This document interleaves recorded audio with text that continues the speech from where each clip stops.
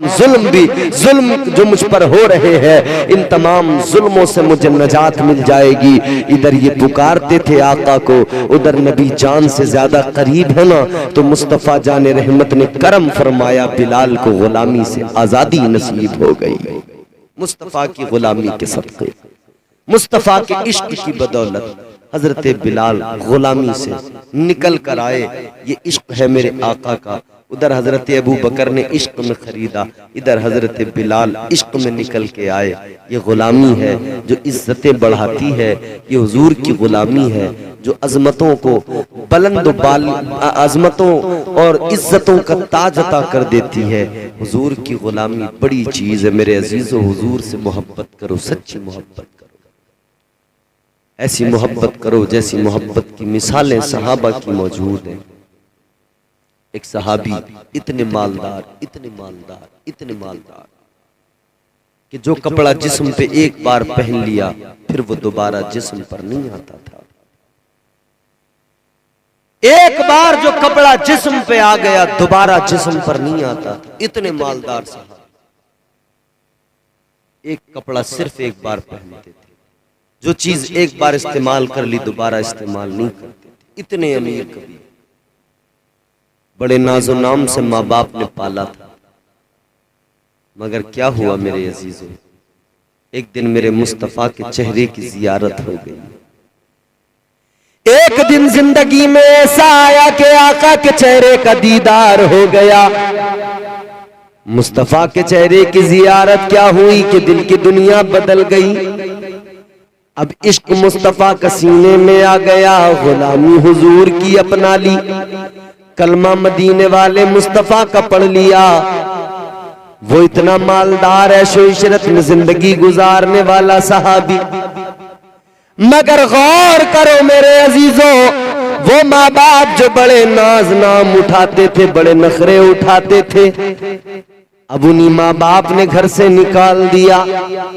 कहने लगे जब तू हमारा नहीं है, मदीने वाले मुस्तफ़ा से मोहब्बत करने लगा है, निकल जा, चला जा। क्या नाम है सहाबी का? हजरत मुसअब बिन उमैर रदियल्लाहु ताला। घर वालों ने कहा निकल जाओ, इन्होंने कहा ठीक है निकल जाता हूं। दौलत को ठुकरा दिया, माल को ठुकरा दिया, खजानों को ठुकरा दिया, बाप को छोड़ा, माँ को छोड़ा, भाई को छोड़ा, बहन को छोड़ा, सब कुछ छोड़ दिया। किसी की कोई परवाह नहीं, सब कुछ छोड़ दिया, सब कुछ छोड़ के निकल गए। मेरे अजीजों बताओ मुझे, आज तो लोग दो दो पैसों पे मरते हैं, टके टके पे ईमान का सौदा कर दिया करते हैं। कोई मालदार रिश्ता मिल गया तो बेटी का रिश्ता कर दिया, कह दिया कोई फर्क नहीं पड़ता, कहीं भी कर दो। फर्क कैसे नहीं पड़ता? ईमान इंपॉर्टेंट है। ईमान की खातिर वो जिन्होंने एक बार जिस कपड़े को पहन लिया दोबारा नहीं पहनते थे, वो आज उस माल को, दौलत को, माँ बाप के ऐशो इशरत को, सबको छोड़ के घर से निकल पड़े। माँ बाप ने कहा निकल जाओ। जब निकलने लगे ना, माँ बाप ने कहा मुसाब, जो कपड़े जिस्म पर हैं कहीं और से नहीं लाए हो, हमारे हैं, लिहाजा जा रहे हो तो हमारे कपड़े भी हमें लौटा के जाओ। हाय हाय, इश्क इम्तिहान लेता है। याद रखना मेरे अजीजों, इश्क का इम्तिहान। माँ बाप ने कहा कपड़े भी उतार के जाओ, तुम्हारे नहीं है ये भी हमारे हैं। सहाबिये मुस्तफा ने, हुजूर के आशिक ने कपड़े भी उतार दिए, बरहना हो गए, कपड़े भी छोड़ दिए। वो ऐशो इशरत में जिंदगी गुजारने वाला सहाबी चल पड़ा है हुजूर की तरफ। इश्क मुस्तफा उसे लेकर जा रहा है तो कपड़े तक जिस्म के उतार दिए, सब कुछ छोड़ दिया, सब कुछ छोड़ के चल पड़े हैं। हुजूर की बारगाह में पहुंचे ना तो इस हाल में पहुंचे कि जिस्म पे लिबास नहीं था। ताजदार मदीना ने जब देखा ना, सुबह का वक्त था, हुजूर की बारगाह में पहुंचे हैं, बरहना लिबास में। हुजूर ने अपनी चादर ततहीर, मुजम्मिल वाली चादर हुजूर ने दी, फरमाया अपने सत्र को ढको, अपने जिस्म को ढको। हाय क्या किस्मत है ना, महंगे लिबास उतरे मगर वो चादर नसीब हुई जिस चादर का साया अगर गुनहगारों को बरोज़े क़यामत नसीब हो गया ना तो इंशाअल्लाह ताला परवरदिगार का ऐसा करम होगा कि मैदान महशर की सख्तियों होलनाकियों से नजात मिल जाएगी और उस चादर का ठंडा साया मिल जाएगा और उस चादर के सदक़े अल्लाह परवाने जन्नत अता फरमा देगा। वो चादर हुजूर ने अता फरमाई, फरमाया जिस्म छुपा लिया। हुजूर की गुलामी में उधर जिंदगी गुजार दी। फिर वो वक्त भी आया उहद के मैदान में इसी इश्क में फिर इम्तिहान देने लगे। मैदान उहद में शहादत का जाम पी लिया। हुजूर की गुलामी में सब कुछ छोड़ दिया था, दौलत माल ऐशो इशरत खजाने बहन भाई माँ बाप सब को छोड़ा था। फिर इधर हुजूर की गुलामी में मैदान उहद में है, शहादत का जाम पी लिया मगर किस हाल में, जिस्म पे कपड़ा फिर भी नहीं था। और वो गुर्बत का दौर था इस्लाम की, साहबे कराम के लिए कफन का इंतजाम मुश्किल हो गया था। हजरत मेरे हुजूर के चचा सैयदुश शुहदा हजरत अमीर हमजा रदियल्लाहु ताला अन्हु के दो कपड़े थे, तो एक कपड़ा फिर हुजूर ने उनको दिया, फरमाया ये मेरा मुसअब है जो मेरी रजा मेरी मोहब्बत में मेरी खातिर सब कुछ छोड़ के आया था। एक कपड़ा उनको दिया गया। ये इश्क है मेरे अजीज़ों। हमारे दावे तो बहुत झूठे दावे हैं, हमारे पास कुछ है ही नहीं कि हम कह सकें कि हम हुजूर के गुलाम हैं। गुलामी तो ये है, यहाँ तो टके टके पे ईमान का सौदा होता है। चंद पैसों की खातिर शरीयत से दीन से गद्दारी कर जाते हैं। देख नहीं रहे हम मुआशरे में कितने लोग मुर्तद हो रहे हैं? देख नहीं रहे हम मुआशरे में कितनी बेटियां मुर्तद हो रही हैं, कितनी बहनें मुर्तद हो रही हैं?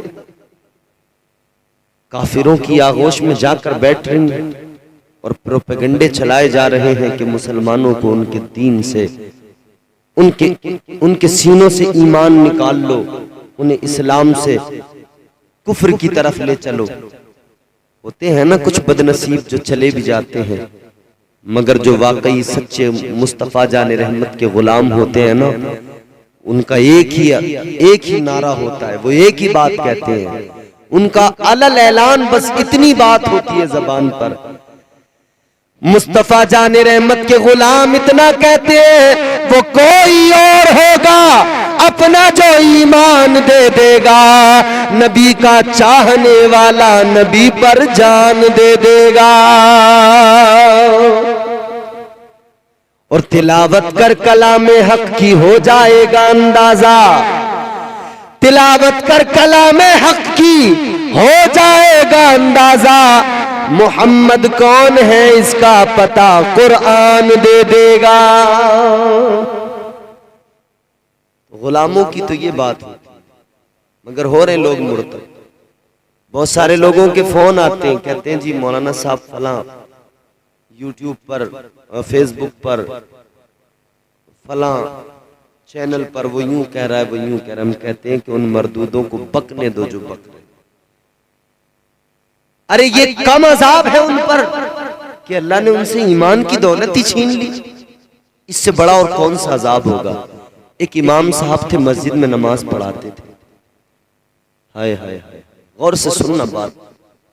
इमाम थे, इमाम मस्जिद के, मौलाना मस्जिद के इमाम नमाज पढ़ाते थे। एक रोज नमाज का वक्त था, फजर की नमाज, सुबह में उठे तो नापाक थे,